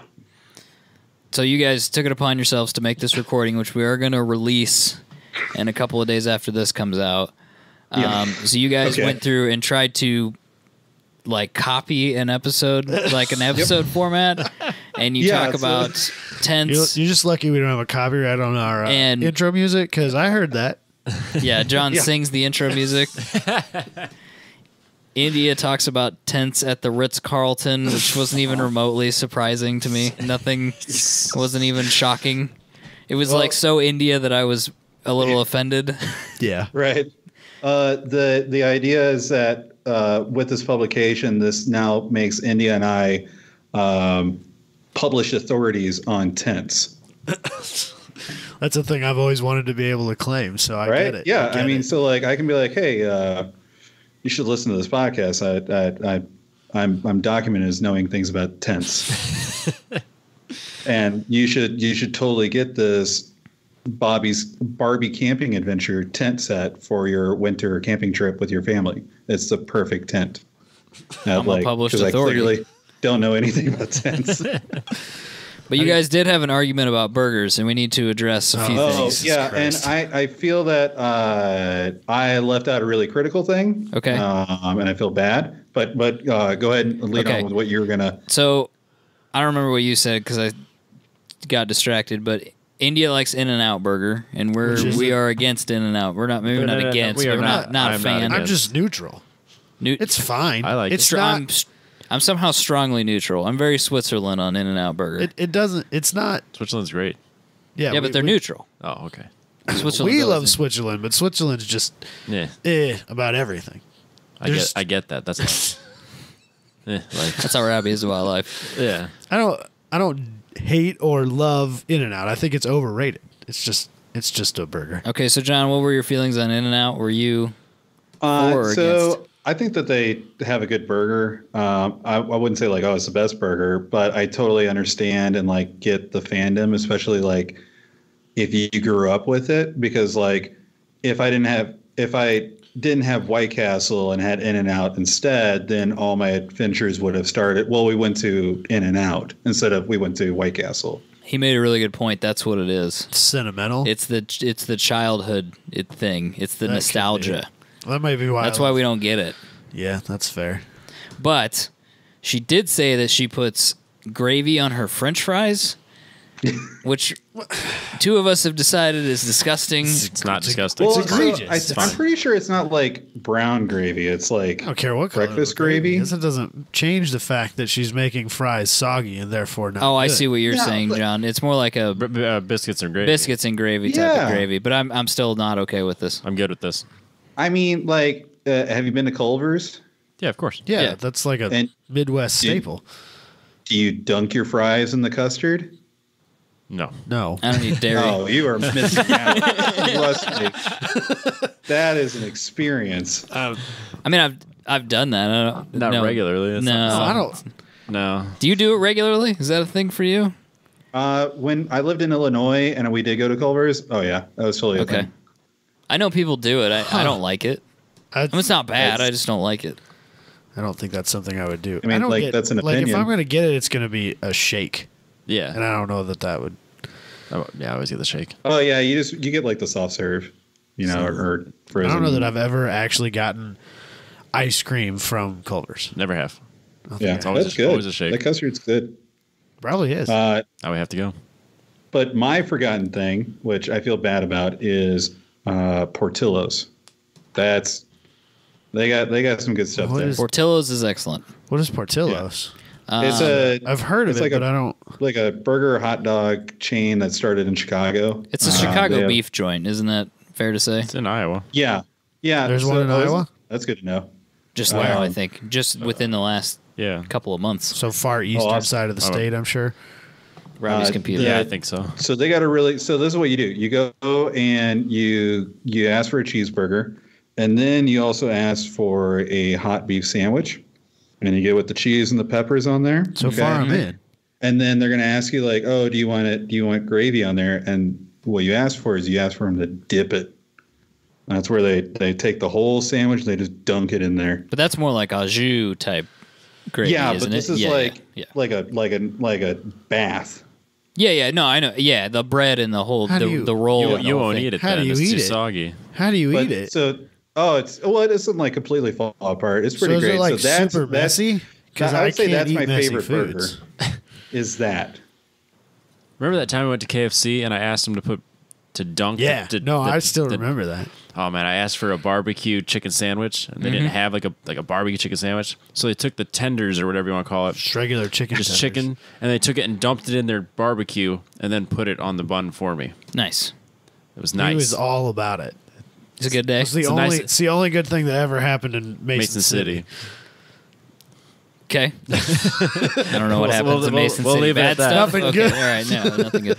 So I approve of your choice here, John. I like this. I want Thanks. the picture Robbie's got pulled up here. I want to try it. Portillo's is It looks good. delicious. Every time when we do, So we I do, like- It's great stuff. I'm all about like if you guys want to take me to these places, I'm fine with it. It's this fancy weird Well, shit that when I we can't go- when we do pronounce that I'm fancy- not into. fancy weekend that we didn't do this year, but we probably will do at some point. Without the me. first stop when we get into town is Portillo's. That's not fancy. No, but it's the first thing you do because that's like Chicago is, okay. you know. I thought it Yeah, was that's pizza. my first stop. What's that? I thought it was pizza. Yeah, Nope. mine's pizza. Well, I mean, I they mean do have great Chicago. pizza, That's Chicago, right? but Portillo's is like my go-to. I think first I stop would when eat I go at this back. Portillo's place over Giordano's if the two were presented to me. Because I think that you should just get both. that looks delicious. There's no You reason get, to you get compromise. a you get a slice and you get a burger Just a- and you're great. I don't eat that much. Just a little man. I eat all the time, nonstop. Let's go to It Portillo's. shows, too, I'm Robbie. legitimately hungry right I now. am starving. We need to go get some food. Okay. I think we got to let John go. Yeah. John, we appreciate you being on. Most definitely. We'll have you on, as we said before, some other time. Yeah. We can talk about some other fun stuff. But you can hear John again when we release his 10 Tenths episode. Is that for downloads for I'm us? looking forward to seeing the release and what Nice. the Facebook group has to say about our commentary on tents, and to challenge our authority. And If there's anything that our group does, it's challenge our authority. Yeah. So all the time. You'll constantly. get Immediately. that. And if India wants to stand up for so I did tell India that I would go because it wasn't In and Out. I asked her again, and I don't even remember what she said. It was someplace in Texas. A Whataburger? Whataburger, thank you. Oh, yeah. She said, That's where you here get the we go. gravy. Here we go. Whataburger. I said, if we're both at an event and there's a Whataburger, I will go and I will do the gravy thing, and then we will discuss it. That's what I said. That's how I left it. I'll eat it. It's whatever. I would like to try poutine, which I think is essentially gravy on fries with other things. I'll try that, good but stuff, I too. just feel like in general, that's not where You're not I'm going to at. order fast food gravy and put it on your fries? Like I don't like at Thanksgiving. I don't put gravy on my mashed potatoes. Even I'm just not really a gravy person. That's it. Robbie's done with this shit. That was the last one. I'm just not a gravy person. Done here. In general. I had biscuits and gravy at the hotel the other day. It was delicious. Ugh. All right, John. Thanks very much. We'll talk to you Yeah, later. thanks for having me, guys. Yeah. And really enjoyed the show. You guys do some really good stuff. And I'm with being on the road so much more, I'm looking forward to getting through the entire previous catalog and enjoying every episode. It's an adventure. Yeah. It's, sorry about that in advance. Yeah. Good luck with that. Yeah, it's gonna be a challenge. Yeah. All right. Have fun, man. We'll talk to you later. See ya. Oh my God, it's gonna be the longest episode of all time. Go fast, Adam. Okay. Adam's opener presented by Factory Fabrication. Go. All right. So a couple of weeks ago, Lightning round. Jesus Christ, man. I gotta breathe in here too. So the HGK Motorsports E92 came up for sale. The drift car that we all love so very much. The Eurofighter. Yes, the Eurofighter. There you go. Came up for sale, and I don't know why, but this got me thinking about the price of professional level cars. Used. Just in general, yes. And so what I was kind of thinking was like, oh, you're this guy who's just come into like a windfall of large, you won a lottery or sold your business or whatever it is. You got a couple $1 million you're looking to spend stupidly. Let's go racing, right? So I found a few different cars from a few different genres of motorsports that are what I would consider top level cars in their field, and the prices on them. Mm-hmm. And I just kind of want to talk about them real quick. So this Bad Mammer Jammer, the HGK car, this is probably peak drift car. Yes. Did you say? Yes. Carbon Kevlar, everything. 216 GER. I believe that's American. Has a dollar sign in front of it at least. Then it's American. So not a cheap car by any stretch of the imagination. No. I'm sure that the development money that's in there probably exceeds that, but it's a lot of money. It is a lot of money. So That's a decent house. But if you want to be the Bad Mammer Jammer, that's where you start. So, Robbie, what do you got next? What are we? Well, what order are we doing this in? Are we going to cover Michael's cars first? Yeah. I tried to get, in all reality, I tried to get a few cars, or at least one car that each of us I think would maybe at least casually look at if this was our situation. Okay. So obviously, if we're going to talk about Michael and race cars, we got to talk about drift cars, and then we got to talk about 911s. Yeah. Woo! So this is a 911 GT3R. Yes. This is one of the cars, or it's very similar to one of the cars that I saw running a bunch of test sessions at Super Lap Battle this year.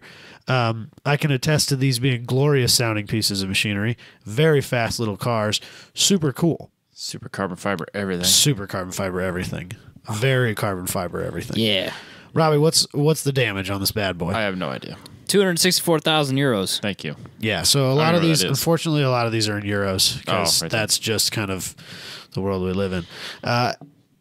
Let's just say it's a lot of money. Well more than... Well, look at all you get. You Little get spares, tons of spares. So I can tell you this. If you want to go buy a brand new one from Porsche, and I don't know...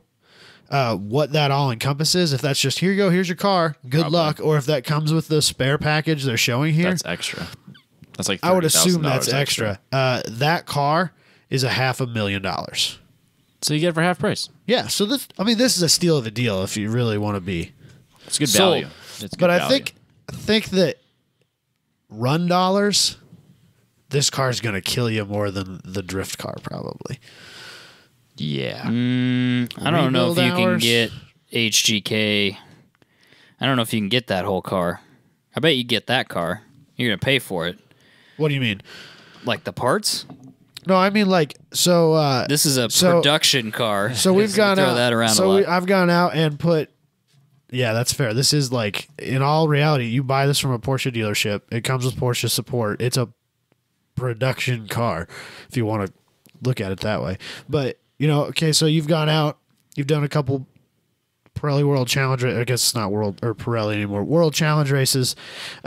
It's time for a rebuild. I think this car is going to cost a lot more than what it would cost for general maintenance on the HGK car. What's the HGK, or what engine are they running? Mass Motorsports. It's an LS. It's an LS based V8. Oh, they give those away. Yeah, They're free. They're like $500 at the junkyard. Yeah, you were just telling me that last week. Yeah, they're cheap. But I think you're going to beat the shit out of the body on the HGK car, and Kristaps can charge you whatever he wants to for the parts on that. Yeah, because you can't tell him, no, I'll go buy it from the other guy. Yeah, that's not a thing. I think at least the Porsche comes with a price list. Yeah, there's a set price on it.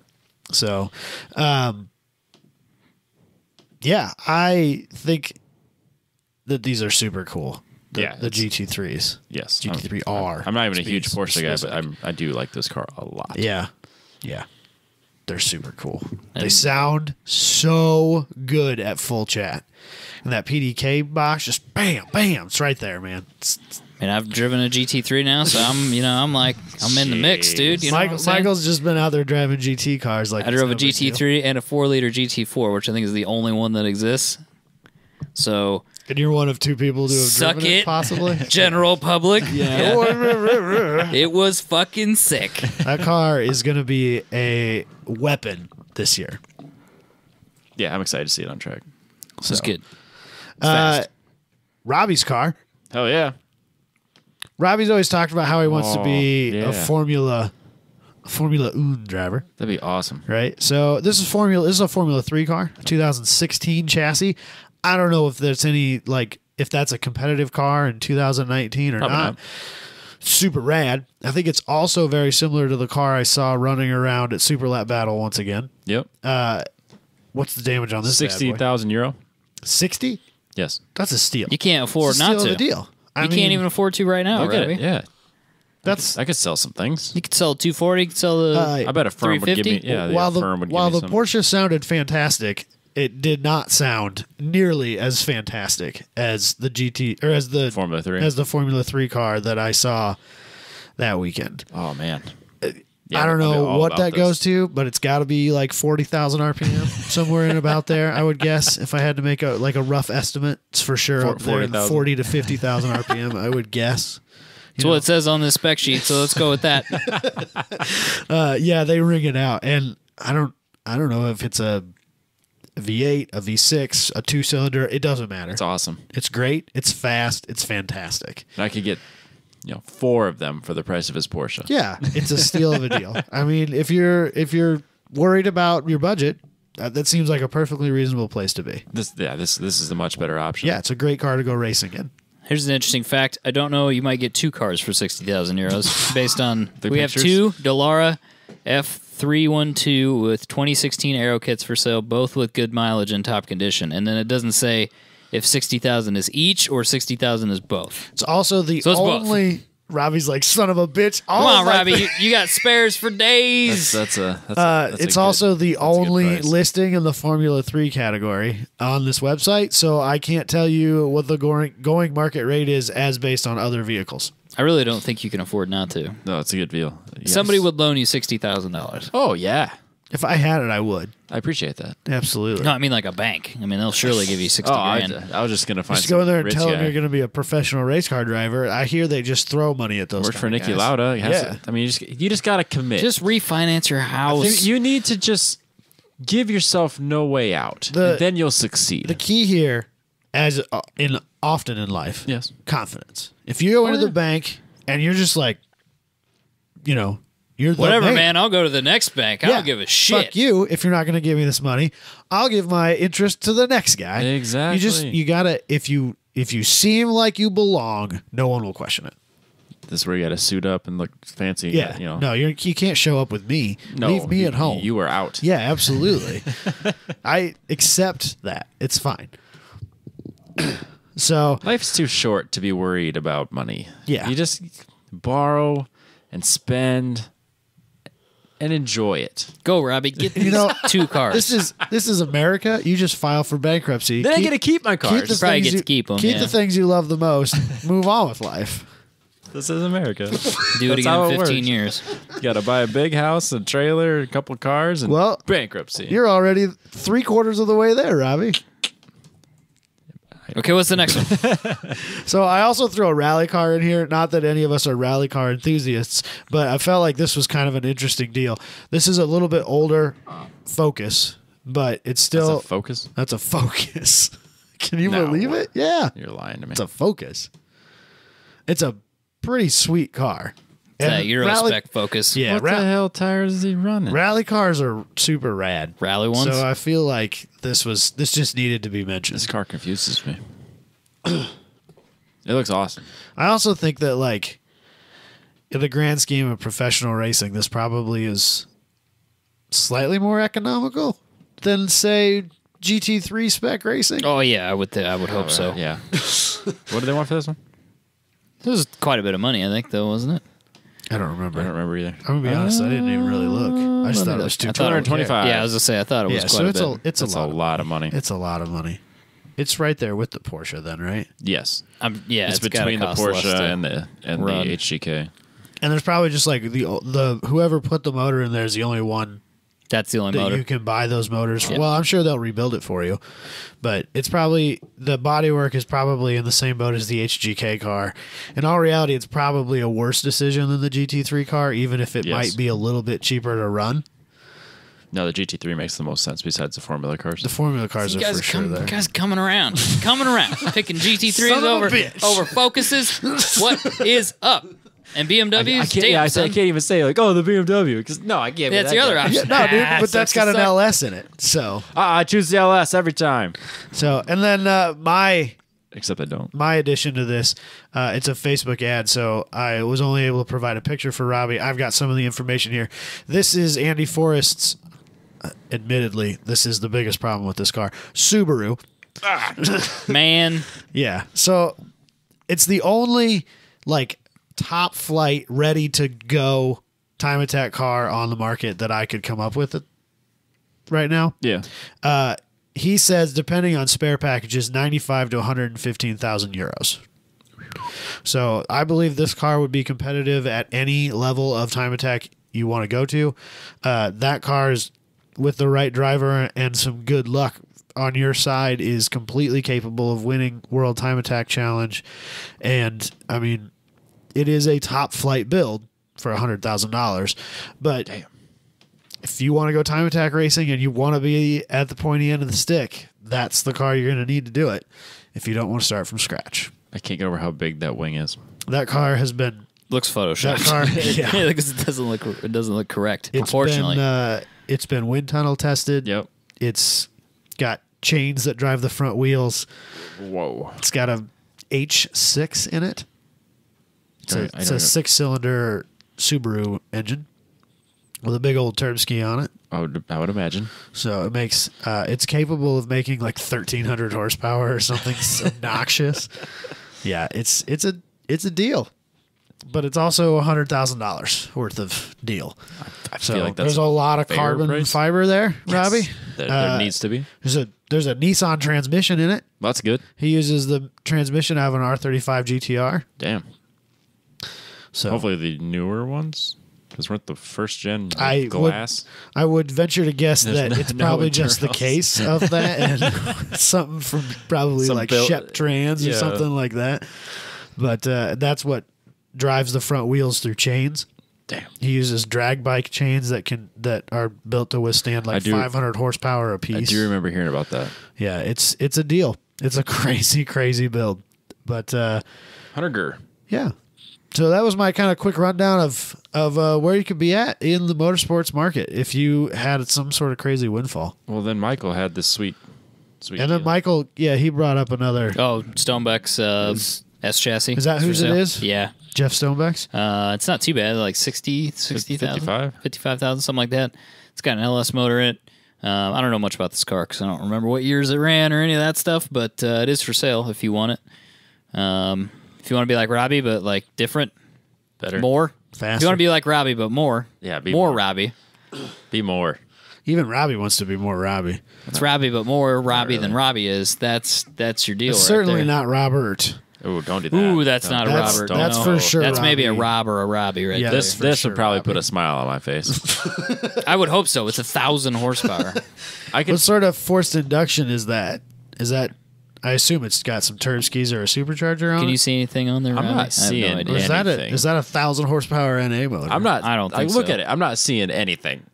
There's no turbo. I thought maybe it's not 1,000 horsepower. I just thought it is. was. It's 1,050 It's horsepower. literally Okay. what. Yeah, it's what's listed as. It's anyway. not. It's not even supercharged. Nitrous. Was there a It nitrous has bottle to in be, it? right? Maybe it's I got don't know. nitrous I don't know in it. anything about this car. If you have that money, you figure out the details on it. Fuck you. Is that good enough? Chances are you're not going to work on it anyway. True. Yeah, it's 800 horsepower NA, 1,050 with nitrous. Yikes. 800 horsepower NA is pretty good. That's That's crazy. That's a stout motor. That must run a crazy. That must be a Mass compression Motorsports one too. I'm assuming. I wonder what the build interval on that, like the rebuild interval on that motor is. It's called Jeff Stonebeck. Yeah. When it lives on its rev limiter 95% of its running life. You can just add it to your cart like right now. Shipping's calculated at checkout. Add 2 cart. Add 2 cart. Is that what is Careful. that on eBay? It's on TF Works. No, it's it's on their website. Amazon Pay. Can you pay with PayPal? Amazon Pay. Can you finance it with PayPal? Amazon. Yeah, PayPal credit actually. Ooh, buddy. Oh no. Robbie's got himself a new drift car. No, I This don't. is way cheaper than those formula cars we were talking about. It's almost the same price. Don't say anything. Depends. It really depends on. Yeah, but I can't pay for those with PayPal credit. 2 True. formula cars. And this one's here. We could go get it. Yeah, versus just right those there. we'd have to ship over TF from Works Europe. isn't that in like the Chicago area? Oh, Robbie, it's right. It's we'll right just go there. get it. Because TF You Works go get is- that. I'll go find a Porsche. We'll bring all this shit back together. It'll be great. Change this podcast completely. I think people would just stop listening and be like, fuck those guys. What happened? Those guys They were supposed to changed. be a foot. They changed. Yeah, it's in Wheeling, Illinois. Okay, Yeah, I so was gonna say we're going to get that. They go to a lot of our or a lot of the Grid Life events. Well, this has a Grid Life Drift sticker on the hood. Yeah. Or on the windshield. yeah, It's just buy it. you're with wasting my PayPal. time. I don't think my PayPal credit goes to 60 grand. We're gonna have to go really fast through the news, but That's fine. We have all night. we don't. Robbie's usually the one who's like, we gotta wrap this shit up. 2 hours with people's too many for Robbie usually. That's true. Factorfabrication.com.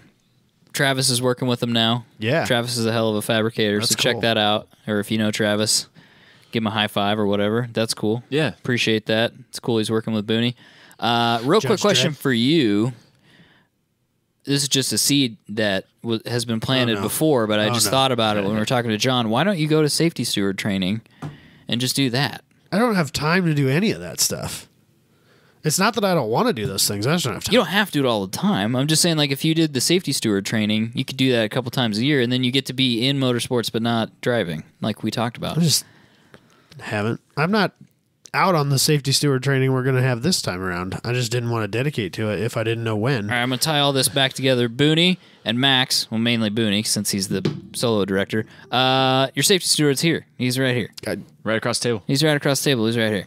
He's literally said he wants to be involved in motorsports but not drive. Yeah, I said that. I didn't know. I said I was thinking about it and then decided, fuck this, I want to drive. No, you've also Not exactly. you've also said that you've gone to events that had more fun not driving. Right, 'cause- because everybody's offered their car for this first event. You're like, no. Yeah, that's not the way I do things. Your safety steward I don't now. like driving I'll call other Rick. people's shit. We're going to take care of this immediately. Factorfabrication.com. I wouldn't count on having I wouldn't count on having me as a safety steward at very many events in an annual year. So Figure it out, Booney. Put it together. And Chris. Chris will get you. Chris will come after you. it's fine. You can try that. Peer pressure has never been. They know where you live, or a if weak they don't, I point will of tell them. mine. It's on. It's yeah. Well, let go. Never even. It's in there. Boone somewhere. We'll figure it out. Okay. News. The Jeep Gladiator is out and pricing is available.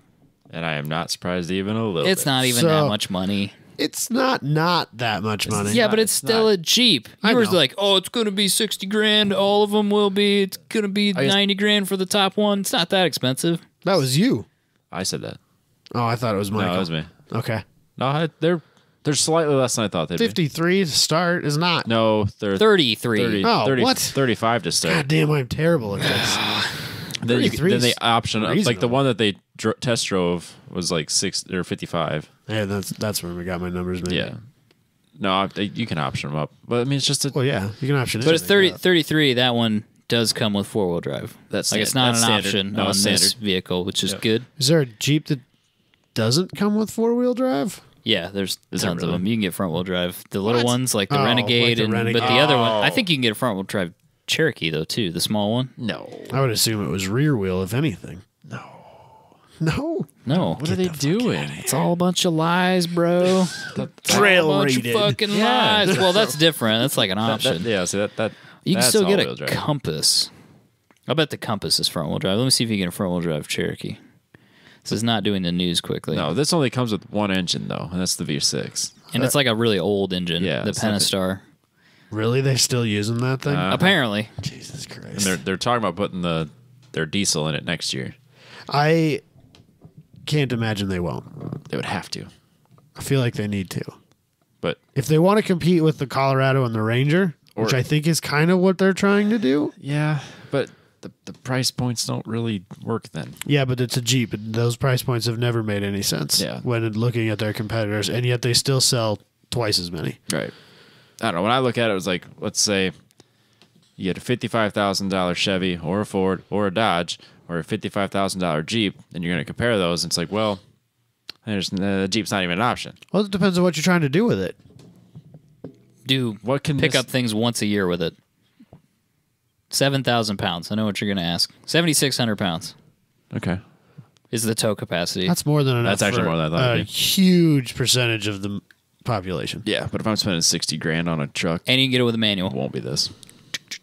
That being said, though, they're going to sell the shit out of this. So many of these. You're going to see this everywhere. There are going to be a ton of these in Des Moines. I don't get it, but they're going to be everywhere. I also, do you think that this will make the Comanche more valuable? No. You don't think so? No. I kind of like the Comanche. Hold on. I know the name. I didn't know if that was It's Jeep's old truck. disgust or just It's going to be ignorance discussed. for a moment there. It's going to be Just like, discussed. It was ignorance. It will shortly be I'm discussed. picturing it.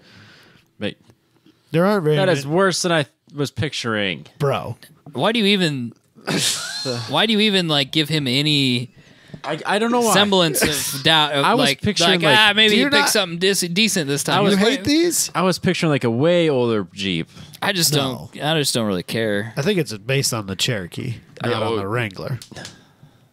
Nice to meet you, David Tracy. It's great. Oh shit, I don't that's even insulting. understand that. That's insulting. He Might called be you David insulting. Tracy. I don't know who that is. That's the guy from The Jalopnik Jalopnik. that has all the shitty Jeeps. Oh, I don't fucking.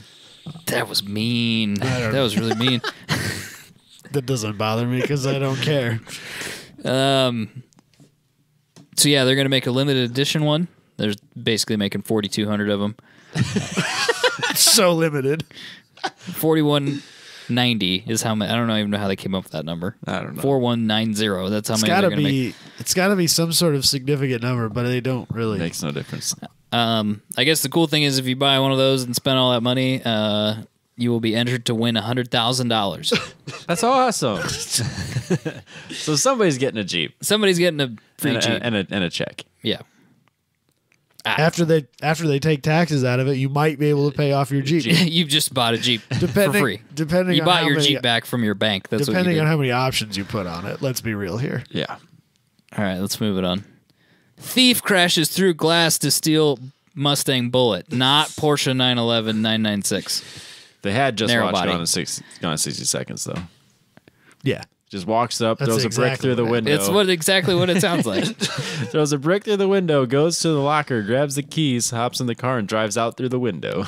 Inside job. There was definitely another guy that said that No. that's not a Well, tool, that's a so- brick. So the camera system was broken. That is suspicious. He knew where the keys were. Well, anybody knows where the keys are if you sit in a dealership for more than 20 minutes. They're in the finance office or they're Why in the weren't they manager's locked office. up? It's not like Because it's Evansville, Indiana, man. How many people live there? Yeah, but in Sheldon, Iowa, if the place was locked, if the business was closed, the keys were locked up, and the key to that was at home with the owner. Those are not exactly the strongest of locks. It's just a little locker. I suppose. I still think that this was at some level an inside job. Somebody had some knowledge of this. Well, the weirdest thing about it is They found the car at an apartment complex. 3 blocks away. Like Quite the joyride. within walking distance, Probably- with the keys to a pickup in the car as well. Probably ran out of gas. But it's like they didn't go anywhere. Nothing happened. It's got 7-Eleven written all over it. Meth, man. 7-Eleven, 9/11, inside job, part-time job. Come on, guys. No, Conspiracy theories. Nope. We weren't with you. Make on that all of those connections. Nope. I'll get an Alex Jones graph out. Nope. one. Some Please red don't. string. Some red string. I'll go full Charlie on this episode. Please don't. Please Be don't. Daniel's favorite. I am really confused as to what. What was the What point? are we doing here? Meth. Did they steal something else? It's shocking this didn't happen in Florida. Or Oklahoma? Evansville, Indiana is the Florida of the Midwest. You Oh, don't know I'm that? good with that. We can make that statement for sure. There's be one person that lives in Evansville and listens, and they will be How close? sorely total offended. agreement. How close is No, that to they'll be very Peoria? angry. That's a very rude thing to say that anything is like Florida. I love Florida. You love Florida from a distance. No, I like. You love being Florida there. on vacation. Yeah, I love. That's true. Yeah. I do love Yeah. Florida on vacation. I don't think you love Florida like. I don't think you love like the inner portion. Of Florida. I loved Vegas, but I'm not gonna live there. Is there a place in Florida where there's not people by it? Like I could go there. Yeah, but those are not called be- the Everglades. They got snakes and alligators. They have way too many snakes, and that's not good. Well, But you get paid to kill them. that's why there's not people there, though. Yeah, they. It's catch-22. You'd have to turn into Steve Irwin if you were going to do that. Wear those cargo I can do that. shorts, That's only a short-term gig, apparently. What the is- cargo shorts and the Being cargo Steve shirt. Irwin. No, I'm not gonna catch them. I'm just gonna kill them. Just gotta watch out for the stingrays. Yeah, no, I'm just killing pythons. Which, They pay you for that oh, I know. It's awesome. because they're invasive. I just, it's so weird to me that there's that many pythons. Because they have no predator. I know, except but, the like- gator. How many were in captivity that had to get out to make this a problem? No, they because they were in like the perfect environment, they just blossomed.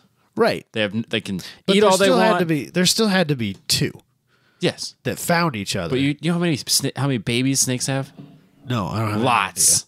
I don't have the slightest So one turns into 100 real fast. Yeah, probably. Then those 100 turn into 1,000,000 real fast. They're like rabbits, Yes. except worse. Okay, I obviously exaggerate my numbers. So like on the group, I don't want to hear like, well, actually, Mathematically, that doesn't make any sense. The engineer Robbie. the python only has 12 snakes a year. So what you really want to mean is, fuck off. You know what I meant. The new Mustang might possibly be built on the Explorer platform, which is called the CD6, correct? Yes. Which is underpinning the Explorer and the Aviator. It's as part of Ford's consolidation, Global car potential consolidation to try to making cars cheaper. The Ford Mustang sits on its own platform. I'll say this. It's quite expensive. If that's what it takes to continue making cars, fine. Yeah, so it's going to be... If our options are we don't get cars, we just get SUVs, or we get this, I would still take that over not having it at all, Yeah. which I think is the other reality we live in. Right. Yeah, so they're going to get rid of anything that has its own platform or at basically all platforms and just go to like one so that everything's kind of interchangeable or at least kind of you can go to a limited size. So like Yeah. your Mustang would be slightly smaller, but even then it's going to be still a much bigger car than what it is now. Well, that's unfortunately the trend of Yeah. today as well. Yeah, everything's huge. It was going to be bigger either way. So very speculative at this point, but they are saying that there's going to be two more cars on the CD6 platform. The first one's going to be the Edge, and then that leaves one open, and that's kind of where people are making the connection that it's probably going to be the Mustang, which means the Mustang in 2025 or 26 will be kind of Challenger sized. Do we know that it won't be the baby Bronco? I wonder. Not I think it's cars coming out yet, like not okay. not the Not one cars more that car are is in not done. development? Right. Yes. But maybe I don't know. Maybe the Bronco is on the CD6, but I think it's shorter. I think there's two. There's a baby and a big body Bronco. There's gonna be two Broncos, I think so. like a long and a short one, like the Jeep. Or like a Suburban and a That's weird. yeah. I have no idea. Long wheelbase, short Remains to be wheelbase. seen. I don't know. So the S550 will get another refresh, and then because that just came out in 15, I think was the first year for that. So we'll see another refresh before we get a new Mustang. I bet you this does not come with a V8. No, they're going to push for that. There'll be- EcoBoost or hybrid. There'll be a hybrid option, Yes, for sure. guaranteed. The hybrid is coming on the 550. Oh, really? So the hybrid will be here before we get to this even. Really? Yes. That surprises me. Things are changing, man. Things are changing. I think that'll be a hybrid in the way that like the P1 and the 918 were hybrids, not in a hybrid in the way that the Prius is a hybrid. Yeah, I think it'll be closer to the Prius than it will be the P1. You don't think they'll try and use it as torque fill? And They will, but it's not going to be performance only. It's going to be like, technically, the P1 can be driven on battery only. yeah. So I guess we'll see. Yeah, I guess it depends on how they think consumers are using the car. You know, if they're using it for commuting all the time, they might not be as Going to lean towards the Prius. If we've learned anything from this Mustang stuff, it's that Ford can fuck something up. So gonna lead toward the Prius. I take it back. They also are not going to develop the Lincoln Coupe. They were going to make like a flagship big coupe thing, V8. To bring back Lincoln, they're not doing that either. They're saying... I've seen a couple Navigators. They have a presence. They're huge. They're big. And the new Navigator's massive. They're kind of striking, too. Like, you know it when it rolls up. Oh, yeah. For whatever reason, Escalades kind of blend in a little bit. Yeah, they do now. But, like, I noticed the Navigator. Yeah, which that's a huge could be vehicle. taken as a pro or a con, but right. So this is they're saying this is kind of all leftover stuff from Mark Fields, the old CEO. Some of these, like the Lincoln flagship car and all these performance cars and all this crap that's on different platforms, they're blaming all that on Mark Fields still. So now that he's been axed, basically they can get back to doing more practical stuff. Isn't that what you do? You blame everything on the guy that doesn't work here anymore? There. Jim Hackett blames Mark Fields. It's like literally what I do every day. So, I think that's it. Yeah, that's all I got. Autocross coming up a week from when this comes out. Yep. A little less than a week from this comes out. So we will be there, and you will be in St. Louis. I'll be at St. Louis for time trials. Time trials. What day are you getting there? I'll be there Friday. You taking off Friday to go do that? Yeah. I'll get down there around 5 o'clock. Is car ready? No.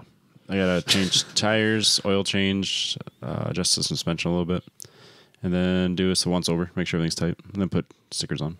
Nut and bolt it. Yeah, so literally like an afternoon with just tinkering. What do you got to do for stickers?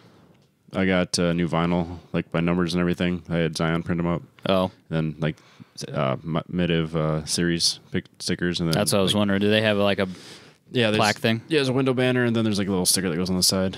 And then I'll have G-Lock brakes. So I get contingency stickers for those. And then King of Motorsports stuff. Are you running Hoosiers? No, I'm running Hancooks. Oh, okay. Yep. I didn't know what tire. I knew you had bought some. I wasn't sure what you had ended up with. I was going to say, if they're Hoosiers, get those stickers too. No, the Hoosiers were $150 more expensive per tire. I said no. Oof. I'm not doing that. You're not going to be that competitive. No. That's a lot of money. No, I wasn't going to spend. Was that for R's or A's? R's. R7s were $360 a piece. Ooh. That's a lot of money. Or $336. For new ones, I assume? Yeah, $336 a piece maybe. For new ones, I assume? Yeah, they're... Because I know you were kind of shopping, trying to decide seeing if anyone had used wherever you were going to be. I was seeing if anybody had anything available, and no one did. Yeah. I don't know. It's just... I offered my wheels. I have more than enough for you to run a season. You just need some spacers. Yeah, that's not going to work. But no, I got what I needed. Tire Rack had a good sale on the Z214s, or whatever they're called. Okay. So, I don't know anything about that tire. It's supposed to be more durable, but less grippy than the R7s. It's safe to say about most R compounds. Mm-hmm. So, is Randy going to mount those in the next week? Yeah, if he's not busy on his Beamer, then yeah. Is he trying to get that? They're not doing that down there. No. They were. They got a bunch of stuff they're trying to do yet. So yeah, they talked about maybe doing it as a test and tune, treat it that way, but it's kind of a long way to go for that. It is. When they could bring it here and run it in the autocross and see what happens. But I get your point. Josh was almost going to do that with the Neon because Lincoln was going to run one, and then they canceled it because Offutt had a bunch of planes there right now because they were flooded. Now that water's gone down, they've moved them all back, so now Lincoln's SCCA is running again there this weekend. And had they not ran that event this weekend, Josh was going to bring the Neon here next weekend because the weekend after that is Road America with Champ Car. That's a lot of stuff coming up. Yep. So I think that's it, and we'll catch you guys next week.